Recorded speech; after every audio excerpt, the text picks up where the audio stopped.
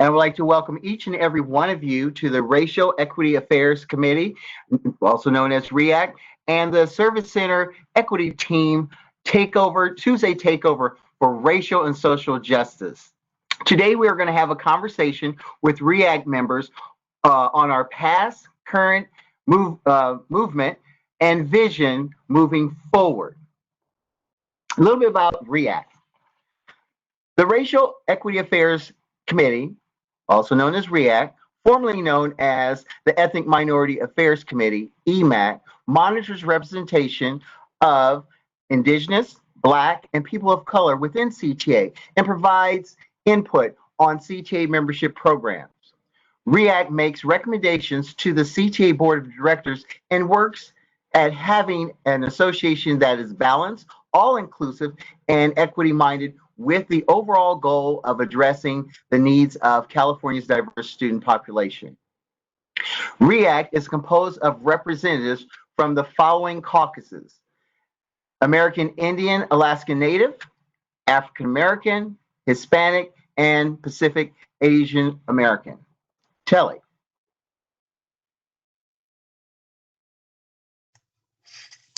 Thank you, Robert. Good evening, and thank you for being here with us tonight. My name is Telly C., and like Robert, I am a director at large for the CTA Board of Directors, and one of our most important duties is being board liaison to the Racial Equity Affairs Committee. So REACT is made up of 12 members from the four ethnic communities: the African American Caucus, the American Indian Native Alaskan Caucus, the Hispanic Caucus, and the Pacific Asian American Caucus. And later on, we'll put the names of the 2020-21 REACT members in the Q&A. You'll notice that there are 11 people on the list, and that is because one of the members was recently hired as staff, so a new person is expected to be added later that month, but usually there are 12 people on REACT. And tonight, we are very fortunate to have 4 of the 11 REACT members here with us. They represent each of the 4 ethnic communities, and they are all amazing educators and social justice warriors. So starting with Tamisha, then Alberto, Mary, and then Jason, please introduce yourselves and tell us what you teach, your local and state positions in CTA, and how you came to be on REACT. Thank you. Hi there, everyone. I am Tamisha Brame Carter. I'm chair of the African American Caucus in my leadership role within CTA. As an educator, I'm a physical education teacher at the high school level. I'm also the president of my local association, and I was appointed by our CTA board members to the REACT committee a year ago, and I have served in this capacity ever since. I'm excited to be here. Thank you for having me.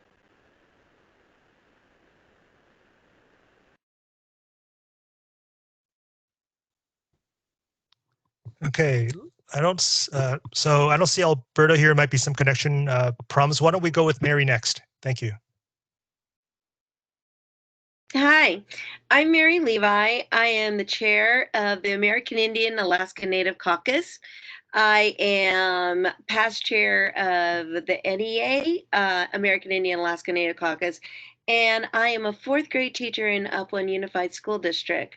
And there I am past president of that association. And I've been appointed to REACT, before it was REACT and was EMAC, and now REACT, which is great. But that's how long I've been on there. Okay. Back to you, Telly. All right, thank you. Alberto and then Jason. Everyone, sorry, I was having technical difficulties trying to sign on my computer, so I'm doing it via my phone. My name is Alberto Nadal. I am chair of the Hispanic Caucus. I was just recently elected in June, so I'm new to REACT. I teach bilingual kindergarten in San Lorenzo up here in the Bay Area, and I am the vice president of the San Lorenzo Education Association. All right. So hello, I'm Jason Chang. I'm a high school social science teacher with the Eastside Teachers Association, which is up in the San Jose area, South Bay. I am the newly elected treasurer of the Pacific Asian American Caucus. I'm also minority at large of my service center. Yeah, a number of other things. I'm on LLC. I'm an IFT board member. I'm a regional director for the NEA Asian Pacific Islander Caucus. So yeah. Great, thank you. Before we move on, I just want to say that, welcome Jason, Mary, Alberto, and Tamisha, new to React and continuing with React. It is really important work that is happening. I do want to also just remind everyone listening in, React has been the racial and social justice conscience of the California Teachers Association. And so these four people before you now are taking on some really important work. In mind, we'd like to talk a little bit about you getting involved in the association. So here's a few questions for you. What does being appointed mean to you? Let's start with Tamisha. So, what being appointed to React means to me is the ability to actively engage in the like you just said, the racial and social justice push of CTA. So, with this appointment, I am able to be at the forefront of what we do in CTA, and that's super amazing. I'm glad that someone saw fit to recommend me for an appointment, and then the CTA board members finalized that appointment. Is there someone else that would like to add to that? What does being appointed to React mean to you? Robert, I'll take it too. One of the things that I noticed, well, when I first came onto React, I had really no clue what React did. But as I learned about React, it really gave us a voice, especially the Native American and Alaska Native community. It was a voice that was able to give to leaderships and to listen to the members as to where to go next. And I thought, and I was very honored to be part and to be appointed to the React team and learning from everybody who sat at the table as well. So that's what that meant. Thank you. Is there anyone else? I'll add just that being appointed it's an honor, right? Because you not only see that the officers as well as your board members see the value that you contribute to CTA. So they are entrusting in you that you're going to work for the betterment of CTA and all of its members. Thank you, Alberto. I do want to just add in there, just for those that are listening in, so they can all understand the full process. Yes, it is an appointed position from the officers of CTA and the board of directors.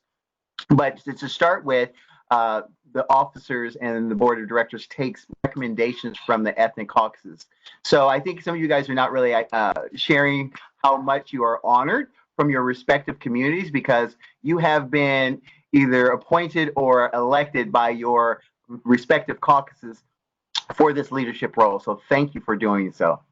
Thank you. Okay. We're going to go on to the next question, if that's okay with you all. What inspired you to step up and get involved with your community and with React? Jason, would you like to start off? Sure. Yeah, so I'll try to keep this short because a number of people have heard this story. So for me, I just finished my 4th year in the classroom. I teach high school government, economics, world history. So what really got me involved was my first year in the classroom was the 2016 elections. And I taught government the first semester. So me and my students, we followed the elections very closely. And then, and then, obviously we know what happened as a result of that year. And, I think there was a time that I was really down, and as a first year teacher, just seeing there's a lot of indifference around my community, or really seeing that this was going on. I'm like, oh man, I'm an educator, I was already having a crisis, at the beginning of my career. And then I attended my first CTA conference, which was the Good Teaching Conference. And then it was really nice being surrounded by a lot of very supportive educators, like-minded educators. And then 3 days, I think, after that conference, Betsy DeVos was confirmed as Secretary of Ed. And then after that, I'm like, I want in. I want in on the action. You know, a lot of people were telling me like, you know, you're just starting out, you don't have tenure or permanent status, like you don't want to get involved. But I'm like, hey, you know what? You know, Betsy DeVos ain't waiting, you know, so like I just want to, you know, jump straight in. So I jumped straight in since my first year. So yeah. Thank you, Jason, for jumping in. Anyone else? I know for I like Jason, there was an unmet need, and I knew that the community needed an advocate, and so I felt like who else but me to jump on board and try to make change, and so we engaged. Thank you, Tamisha, for getting on board. We see that by the work that you're doing in the African American Caucus. Would someone else like to add to that? Sure, I will. As a bilingual teacher, I think I always look at things through a lens of how would this affect my colleagues or my students. So many times we don't have the same resources and things, and teachers are reinventing things. So that's how I got involved initially with CTA's Hispanic Caucus as secretary. And then at the national level, I started as Pacific director, and then now currently as the treasurer of the NEA's Hispanic Caucus. I'd like to give back to the community. So I think that's why I really got involved in being a voice for Latinos. Thank you for being that voice. Is there anyone else like to add to that question before we? I can add. Coming from a Native American community, I always looked wherever I went with the spaces that you go. You always look for your community and what's the voice within the area. So every conference, um, every space that I was in, I always looked for educators who were Native American or had Native American issues in place. And so when I first got to state council, that's the first thing I saw. And it was at state council that I started that they're looking like we have one more. And that was because our voices are so small. Our voices are because very few people identify in the Native American or Alaska Native community. Very few will stand up and say, wait a minute, I can be a voice, but being the voice, being learning among all the community and stepping up and being that voice too was also inspired me to continually going on. Because at first, like I said, I had no clue what REACT was, no clue where my space of voice could be. And that REACT is the one that gave me that space, gave me that opportunity. And the caucuses gave me that opportunity and gave me that space. And so, and getting to know everybody in REACT helped me get more educated among a variety of Native American communities and Alaska Native communities across the state and across the nation that I can bring back to our leadership and our community within CTA. So that was, I guess that's why I stepped up. I was kind of thrown in at first because if anybody knows Marty Meaden, it was like, you will do it, Mary. And I had no clue what I was doing, but I really learned and really embraced it. So that's where I was. Thank you, Mary, for being and stepping up. Moving on to our third question for this section. What challenges have you faced as a member of REACT? And I know this is mostly for the experienced folks. So I'm going to go back to you, Mary, to start us off. And I would love to hear from everyone as they see their past challenge as well as some future challenges that you expect on the horizon. Mary. So I think the challenge is for me is um, every time I need to speak up for my community, my students, my educators, my fellow educators around who are Native, is the fact that our voice is very small, and we have to teach one another our Native space or our Native information before there's understanding, and before we can keep going on. So we had to really teach everybody or educate everybody at what really land recognition was and why that was so important before, everybody could start embracing what why land recognition was so important to our Native community. We also had to talk about challenges like why Native people don't identify. Why do they kind of slide in to maybe a Hispanic community and they don't step up? Why is there not Native educators stepping into leadership roles? What's the reason for that? So there was a lot of, I think that's a huge challenge. The challenge is, who's going to follow me? Who's going to be my next leaders? I mean, we're finding people. I mean, and people are stepping up, but it's a very it's a hard spot to be in to see that it's not widespread across California. And so I think that's the challenge. And for me personally, I think that's the challenge for me, not being able to go out there and knock on everybody's door up and down California. So I think that's what it is. Thank you, Mary. Tamisha, would you like to talk about your past and continuing challenges being on React? Yeah, I think one of the biggest challenges for me is patience and having the patience to allow change to come when you really know, or you really know in your heart that change needs to be immediate.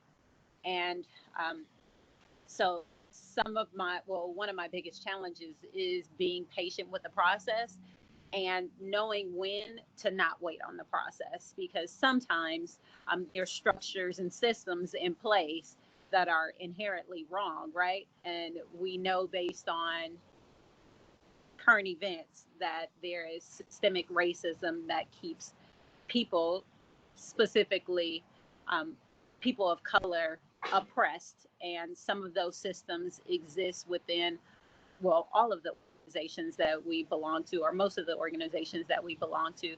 So when I think of challenges, it's the ability to make change happen immediately with the systems and structures that are in place. And so the focus then changes to dismantling those systems. So big challenge for me is dismantling systems that oppress people. Thank you. How about you, Alberto? What challenges do you see? I think a very obvious challenge coming into React this year is the fact that we can't meet in person.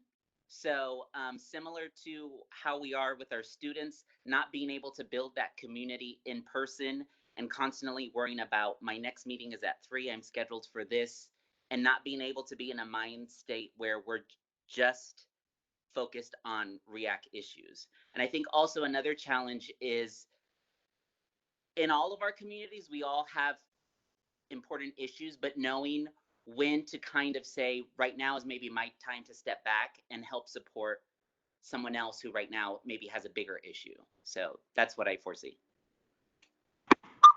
Thank you, Alberto. Jason, would you like to take it away? Yeah, so I guess, sorry, I'm sorry. Okay, sorry, can you hear me? All right, so, yeah, so for me, I wouldn't see so much of I wouldn't, as a new member to React, I'm not necessarily seeing like, what the past challenges, but I think kind of like piggybacking what Alberto said, about knowing when to step back, it's like, which issue is the one that we should focus on. And I think this is more of which I would say is probably a challenge, but it's also something to also keep in mind is that the work that we do together is to really keep in mind of intersectionality. And it's not to, forget that is that, yeah, there's a lot of issues, but then at the same time, it's not like, my issue is more important than it's very easy to get siloed. And maybe in some cases divisive, and not saying that's what I've seen, it's just what I'm hoping that I am hoping that I don't see in the future is one that's really collaborative and us really working together for all. people and all of our members and students. Yeah. Thank you, Jason. As I'm quickly reminded by the old adage of union work, an injury to one is an injury to all. And so thank you for what you just said. Now over to Telly. All right, thank you, Robert. So next, we will talk a little bit about the mission of REACT. As many of you know, the fight for racial and social justice in public education and even within CTA is a work in progress, right? And REACT is part of the effort to make racial equity a reality within our association. So the committee has 6 major charges, which are to promote ethnic minority participation in all areas of CTA leadership, to monitor ethnic minority representation within the association, to provide ethnic minority input on CTA membership programs and policies, to make specific recommendations to the board for continuing ethnic minority input within the association, to work towards an inclusive association that involves and empowers its equity-minded members, and finally, to advise the board in addressing the needs of California's ethnically diverse student population. We will go ahead and put these charges on the chat as well, and you can also see these charges as well as learn more about REACT at cta.org/REACT.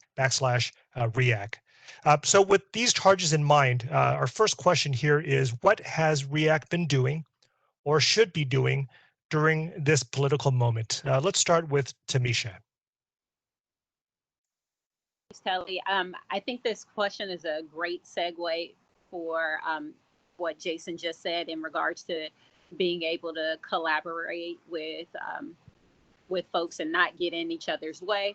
I think REACT allows for an opportunity for us to all be in the same space and hear each other's concerns and our highlights, and then come up with a collaborative force to move forward with. So I just wanted to piggyback off of what Jason said, and in regards to our charges and what we're doing. So REACT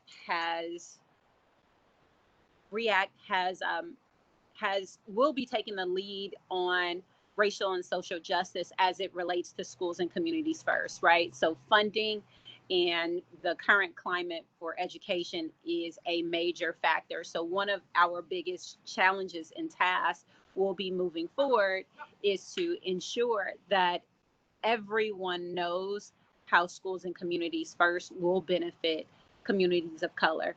And so that's one of the biggest things that I'm proud of. In regards to the charges specifically, I think it's super important to have representation and to have a seat at the table. So for REACT to be a vehicle that comes up with next steps for the entire organization and be able to have a seat at the table with the executive officers is major. So again, we're not just collaborating, we actually have a vehicle to make change happen and to get things going. So I think it's super advantageous for us to exist as the Racial Equity Affairs Committee and to be able to be in the environment where we have like-minded folks. And even if we're not like-minded, we have an opportunity to engage and to hear and learn from each other so that we all get on the same page. Excellent. Thank you for that, Tamisha. And before I call on the next panelist, I just want to remind our audience that you have the opportunity to ask your own questions of the panel as well. Just drop those questions at the Q&A section, and we will get to those at the end. So thank you for that. Is there anyone else who would like to answer this question of what REACT should be doing during this political moment? I can. Oh.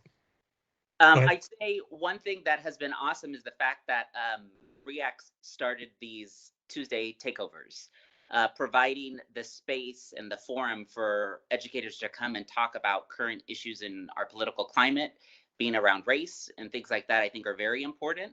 As you know, we don't take the summer off. So the fact that we're here on a Tuesday afternoon, while many of our colleagues have checked out for summer, shows that we're dedicated to this.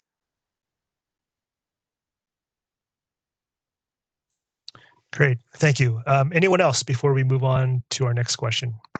So, so I'm going to speak to the should be doing. I think, kind of, echoing a lot of what Tamisha said, I also think that, like, dude, this summer has been, with the ongoing pandemic and everything. But on top of it, there's just so many things that are going on, right? At the beginning of all of this, there's that whole anti-Asian racism that was going on, right? And the whole thing with George Floyd, Black Lives Matter, and I think it's really showing inherent. I mean, it's always been the case, but I think it's even more revealing seeing how there's protests all around the country that systemic racism is real. Like, no matter how you want to deny it, it's real. And I think that it goes into a thing that where we have to make more of a conscious effort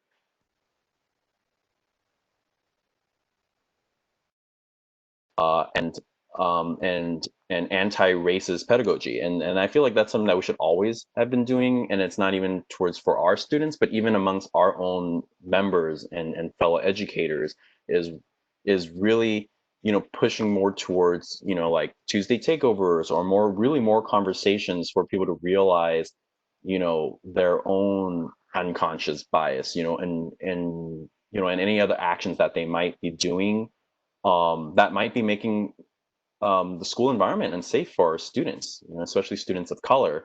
And that's something that I feel like that React, really should move in that direction and stronger than before. Great. Thank you, Jason. All right. Our next question is this. What are some of the biggest issues within your own community during this COVID-19 crisis? Let's start with Mary for this one. The biggest concern in the Native country is it had a lot to do with what Jason was just talking about, systemic racism too. When the government is trying to give out funding and everybody's getting some monies, there's a lot of Native tribes, and a lot of Native tribes in California were part of it, but a lot of Native tribes were not even getting any funding. You look at the amount um, of people who are getting COVID was a high number in our Native communities. And as well as you look at the Navajo reservation, you look at Totonotum, you look at up in the Dakotas, they were all, and even Oklahoma, they were all being hit very, very hard. Yet they were not getting any funding or anything. And then yet you turn around, and when they said, okay, we're going to close our reservations, or we're going to close our roads, and we're going to close those off to people coming in so that we could take care of our own and be isolated and shut down. Then they were saying you can't do that because you have major highways going through your reservation, or you have major roads going through your reservation. And then you're saying, so what are we doing? You can shut down everybody else, but you can't let us shut down our own. And it comes from educating ourselves about what sovereignty is. And even in California, what does that look like? Because California's sovereignty is a little different than an Arizona or Montana or Washington sovereignty. But it comes from really understanding what that means and to all those tribes. Plus, you have all of our Native people who are in our urban cities that are not even they can't go home. And you had our students who were in school that had to go home, but then didn't have any technology to so that they can continually learn. And so then they had to drop out of college, or they had to drop it. And so it was not just food and ongoing survival, but it was also no ceremonies, no, because you can't have large crowds. So it was a real big hit to them, um, day to day, and as well as education wise. That was a huge hit. And so those are things that people didn't realize, and all of a sudden now it's coming out, and you could see that we posted a lot of information on the caucus website, our Facebook page, to get some information on that. Those were in our native country. That's what is happening. Great. Thank you for that. And you mentioned your caucus Facebook page, and I do encourage all our participants, if you use social media, to look for the Facebook pages of all four caucuses. It's great information to educate yourself on the issues that are important to each of the communities, and will just help all of us become better informed educators as well. A quick update regarding the questions that are coming in. We will get to as many as we can, but don't worry if we don't answer your question in this session. We are documenting them, and we will definitely get back to you on the answers. Anyone else want to share about the biggest issues in your community? Alberto?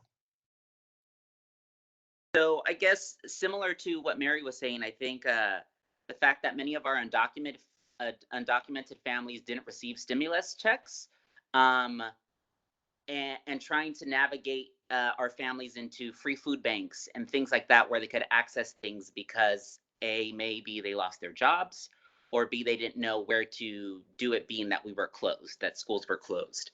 Access to technology and devices. Many of our families didn't have internet or didn't have the type of bandwidth that they needed in order for multiple children to be getting on and doing Zoom meetings and stuff during the day. Navigating websites in English. As a bilingual teacher, I struggle to find resources that I can give my families in Spanish. So that was one, as well as many of our families, the parents are essential workers. So older siblings were teaching their younger siblings and becoming the teacher because parents had to go to work. So I'd say some of those were the big issues in our community. All right. Thank you, Alberto. Anyone else before we move on to the next question? Sorry, Tamisha. I think. Go ahead, Tamisha. Oh, thank you. Well, it's pretty evident what the concerns are in the Black community. The protests continue across the nation in regards to Black Lives Mattering. The concern is also shared in education. COVID simply highlighted the inequities or the inequalities that Black folks face in education and continue to face. So it's kind of the domino effect is going on here. So Black folks have been targeted in society. Black folks are targeted in education.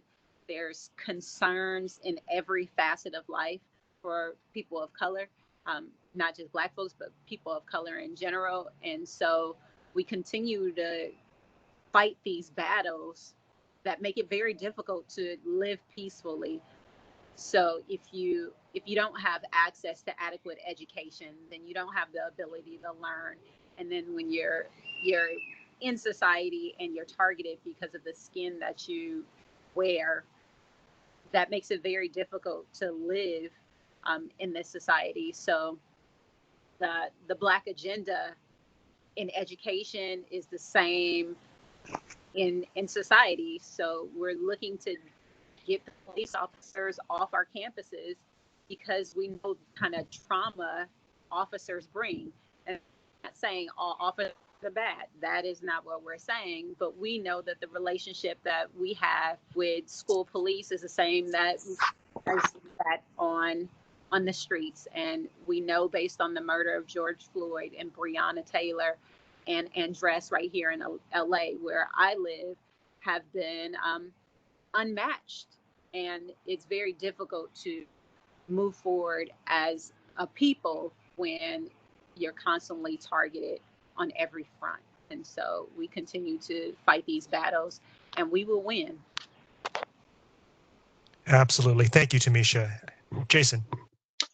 I think just on a quick note, I think, a lot of things Alberto, Tamisha, and Mary had said, I think that's something that's also affecting the API community, right? Like contrary to the model minority myth, I mean, it is a myth for a reason, that I think it's the API students and the community is also hurting from a lot of the issues that they have shared. So yeah, just keeping it short, but so we're not alone. So, or you're not alone. Thank you, Jason. All right, and Tamisha brought up the recent instances of police brutality and the murder of George Floyd, and so our next question, and I'm gonna start with Jason on this one, is what is your community doing during this time to stand up for Black lives and the Black Lives Matter movement? So some of the pushes. So in my role as the minority at large of my service centers, so some things that we are trying to push together for the next school year, and some of the things that we've been trying to do is to try to get more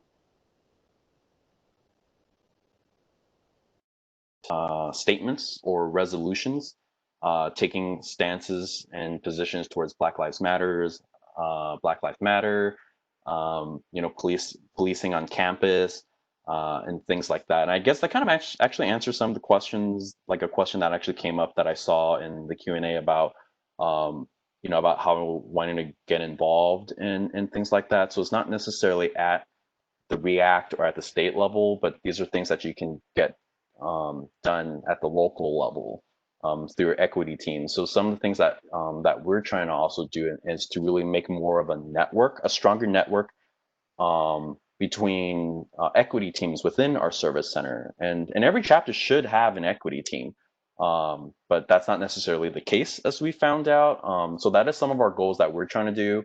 But an obstacle is we're trying to figure out how to do all of this virtually, given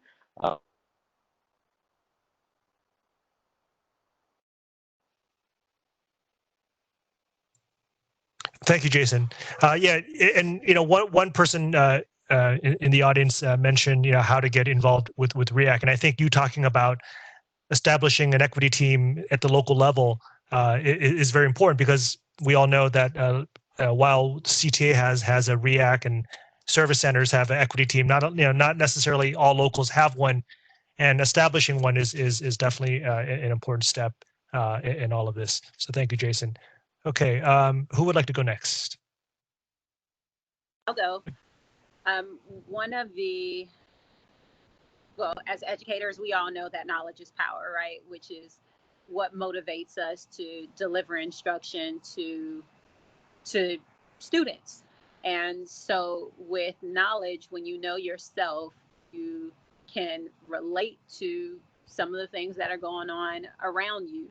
And so we as a community are advocating for ethnic studies so that the students that we teach know the truth about their history and their ancestors, and know what greatness they come from, right?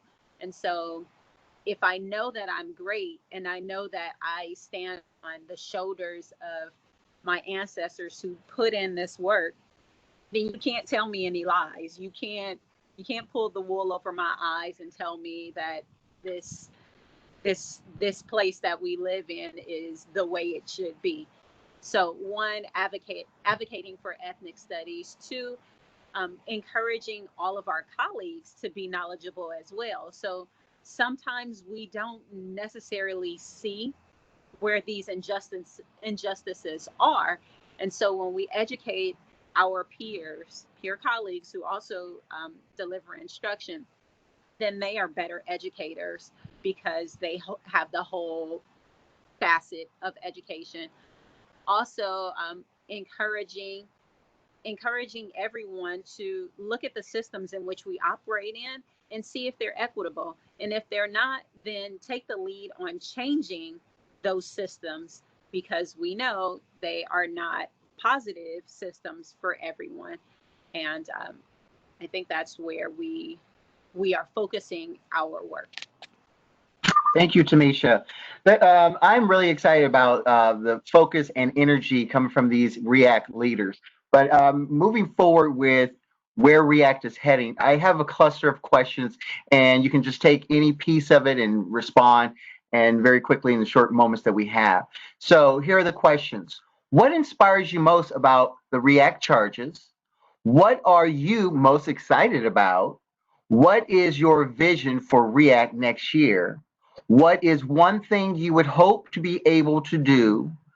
How can folks get involved in promoting racial and social justice in CTA? Who would like to take on any part of this first? I can, Robert. Thank you, Mary. Mary. Um, so what Jason was saying, that you were trying to educate everybody, and then we're all within all of this COVID and webinars. I'm also saying the flip side of that. It's kind of nice, the fact that we can have webinars with 100 or so CTA members, or to 200 CTA members, and educate and have that conversation about what REACT is. It's the same thing with what I see that we need to do going forward. Is one of the questions I see is, how do we strengthen our equity teams? We strengthen one another by educating each other and connecting to one another. And maybe these webinars and educating ourselves is a great way to go, because otherwise, in a regular system that we would have for REACT, we would have a forum at every one of the state conferences, and we would maybe see 10 people if we saw people in the morning at 7 o'clock. But here we are in one webinar getting to see 200 people talking about REACT and what can we do next and how can we strengthen that. And that's awesome, because that's more than we would have seen in 1 year at a forum and getting feedback. And so being able to have these conversations right now in real time, to be able to have the next step going on, is something that we have never done. And I think this is going to be the strength in numbers and the strength and power of words, that if we educate one another to our different communities, we can be allies to one another's community and knowing what's going forward. And that's what's so important about Black Lives Movement, is that when we hear what they're saying and understand what they're saying, then we can be moving forward within our own community as well. Because what happens, what happens with that is being shown on the big screen is also things that are happening with our own community. So Thank you, Mary. Alberto, would you like to add to that? Yes. So one thing that I think, going back to the previous question, maybe not what we've done, but what I hope that we'll do is really change the narrative on what we see on the media, and also challenge any stereotypes or misconceptions that are put out there. So I think within the Latino community, one thing that I think we can do is have these conversations with our families. So the whole anti-Blackness within our own community, and realizing that although we do come in different shades, that our Afro-Latinos have a different experience than our fair-skinned Latinos, and what that really is. And I think challenge that within our communities. But also, I think as educators, as somebody said in the chat, really focusing on multilingual and multicultural education and putting that through read-alouds and stuff like that, where we can really have these conversations and discussions about race. Because as a bilingual teacher, my students are only Latino. So it's easy for me to just speak in Spanish all day and read only stories about our culture. But I think it's important for them to see windows into the world of other things that they may not necessarily see in their homes. Thank you, Alberto. Jason, would you like to chime in? I think for me, I feel pretty pumped for next year, despite potentially we might be going into distance learning this coming school year.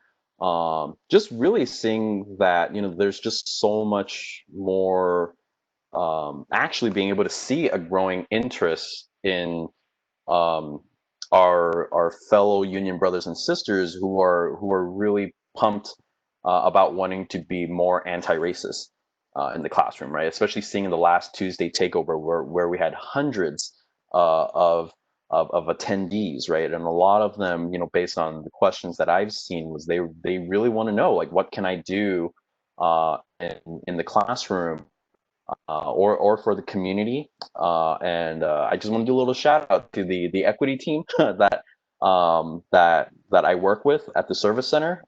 Amazing group of people. I noticed a few of them are actually are here. So I would just like to really give a shout out. Like, we're all passionate. We really want to build up our team and really wanting to work and help out all the locals, build up their equity teams, and that is a goal that we hope that we can really realize.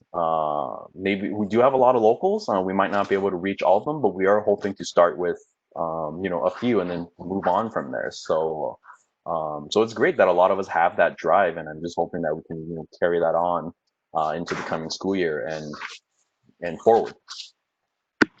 Thank you, Jason. I'm pumped too. Tamisha. I just ditto everything that my colleagues have added here.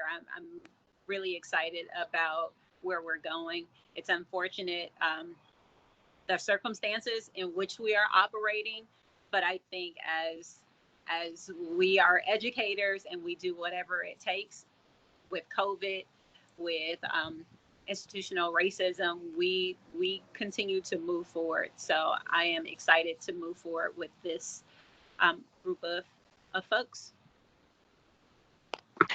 Thank you. Back to you, Telly. All right. Thank you, Robert. Thank you, panelists. So now we are going to take some questions from our listeners, and we will begin with a question from Maritza Avila, who wants to know what REAC is actively doing, or what REAC will actively do to support making ethnic studies a graduation requirement in the entire state. Who would like to start? So I mentioned our advocacy of ethnic studies on a local, well, not even local, but within the African American caucus.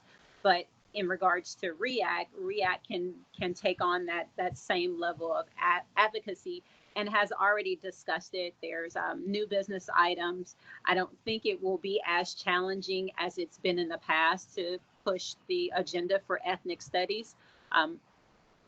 But again, REAC can put motions on the floor with new business items. Again, we can make referrals or recommendations to the board of CTA, and within subcommittees do exactly the same thing. But again, I don't think it's going to be as hard as a fight to ensure that ethnic studies is on the plate of all of our students moving forward with our current events, and with the necessity. Our society has highlighted the necessity for ethnic studies. I guess I'll say that I think it's important also for REAC to work with our at-larges to make sure that that information gets back to the locals. Because I think many times we do things on a state level, but that information doesn't always necessarily get back to the locals. The locals keep going on about their own thing. So I think it's very important that within our service centers, we do that organizing around making sure that our members know what's going on currently with the whole ethnic studies. Great, thank you. Okay, yes, Mary. Can I, Absolutely. This is Mary. So currently, right now, if you look, the ethnic studies bill had gone through all of the legislation and is right now currently on the governor's desk. And so if we as a collective go and email our ask the governor to sign that bill, then we can that would be really good. So that's just kind of like a little commercial in there, just letting you know.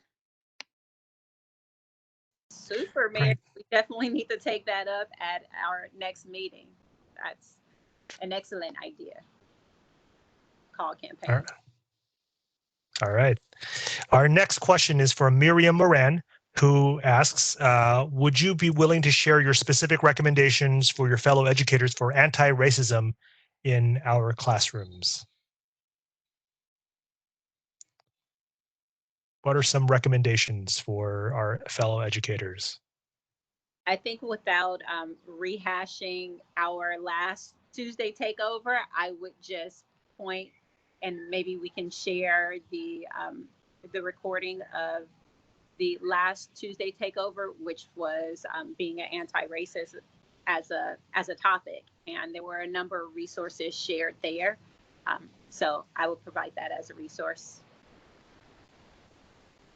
I think I want to add that on top of resources, I feel like when it comes to anti-racism, it's an ongoing conversation, right? It's not one of those things where I've had issues with my district where they have like a unconscious bias training, right? And it's like a 1-day workshop, and you don't come out of those 1-day workshops and you go, you know what, I'm not biased anymore, or I'm not a racist anymore. So it's one of those things when it comes to even on top of having resources, maybe even like a reading list, it's like how to be anti-racist, and all of those texts. It's a conversation that we should be having, and it's also a reflective.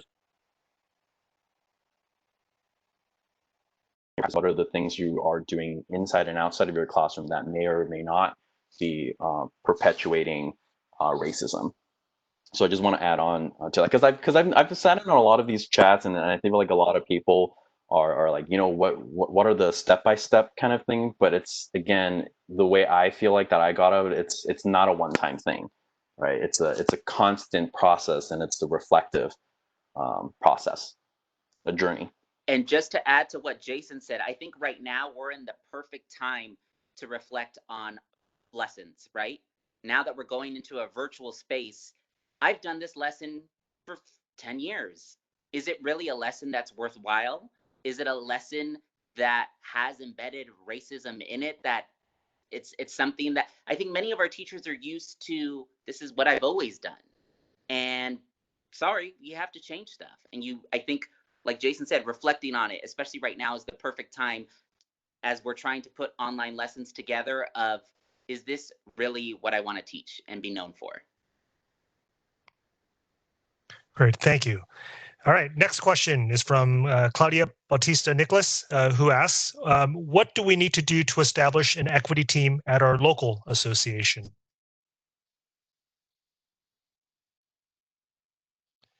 Shall I take it?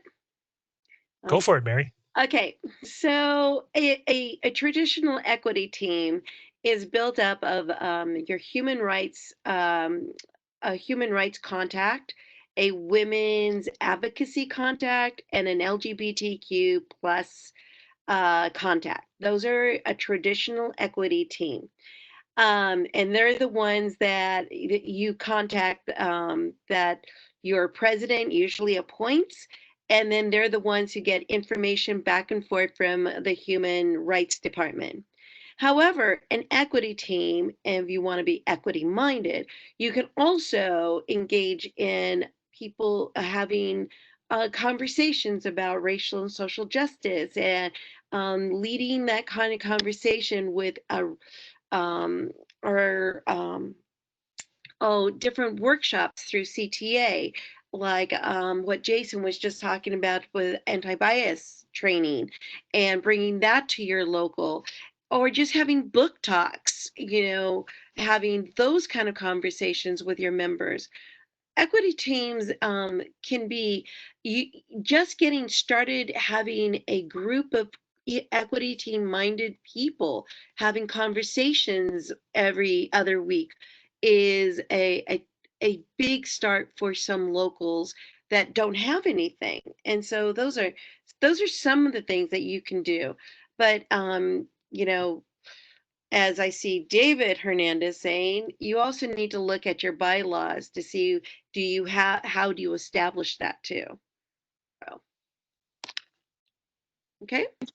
Just to add to that, nobody stops you from creating your own groups, right? So maybe it's not a local sanctioned group, but you can always start. And I think an important thing also is your executive office, right? Is your president supportive? Are people on that e-board supportive of creating this group? Because sometimes it's just that nobody has started it. They're so busy doing other things that if you want to be the lead on that, go for it. In my local, we have a group, we're educators of color, where they get together and they just talk about different issues. It's microaggressions that have happened on campus. And it's not a larger group opened up to white members. It's just a group where they can talk. And slowly we'd like to bring that into the local and be an officially recognized committee of the local. Great. One last question, also related to local equity teams, and this one's from Kevin, is what can we do to, or actually, what are some things that all local equity teams should have as part of their action team? What are some attributes that all equity teams should have? Let me start with Jason for this one. What are some things that you feel all equity teams, or what are some things that all equity teams should have? Oh my gosh, this sounds like such a dumb response, but have members. Because for my local, for as long as I've been at my local, our equity team was an equity person. And that's the thing about, like, you know, as Mary, so it could be an informal group to really build up and then just have those conversations, and if possible, reach out to your service center, to the equity teams there to help you build it. And I'll be perfectly honest, there at sometimes the executive board are the gatekeepers, and this is the part where the equity team really has to come and step in, because, you know, and really build it up if you're really that, you know, that geared towards wanting to embark on that social racial justice path. Is like, sometimes you have to, because at the end of the day, when it comes to the union, it's not the e-board, is we are the union, right? Your voice matters, and it really does have to come to bump heads with your e-board, then so be it, because at the end of the day, we're doing all of this stuff for our students. And I think that's the attribute, is courage, man. Up, you know, speak up and take on the fight, yo. Yeah, ditto. Thank you. Definitely would require some willing participants, willing to do the work and willing to have tough conversations with our colleagues and our administrators in regards to racial and social equity. If you're really rocking and rolling, you have a very supportive executive board, you have a supportive organization, you have a budget and some charges, like David put in the chat, or the Q&A, and you have a platform to get this message out. Like you have facilities to hold meetings or have space. You're able to hold space and educate your colleagues and maybe students and parents and community partners as well. But definitely willing participants. Wonderful. Thank you so much, Alberto. Charlie, can I also add? Yeah, Alberto, and then Mary, you'll get the last word. Right. I'll go quick. Just new participants. I think it's important that it's new people that are passionate about it, because many times we have people that wear many hats and they burn out. We need somebody that that's passionate about it, that we can bring along and build capacity. So I also wanted to add on too, for anybody who wants to get more information about REAC or equity teams. There's also the website on cta.org, and look for REACT, and under there we have a lot of the charges and everything, information on equity teams and what, you know, things like that. There's also, I think we have a Facebook page, the equity teams, that, you know, they put on ideas of what each one of some equity teams that are already established have been doing. So there's also that as well, to reconnect and to get ideas from one another. And like I said, the more we can have conversations with one another up and down our state, the more strength in our voice we can have within our locals and within our service centers. Excellent. Thank you so much. So everyone, We've run out of time. We wish you could be here, longer, but just want to thank everyone for being here. This event was recorded and will be made available online at cta.org.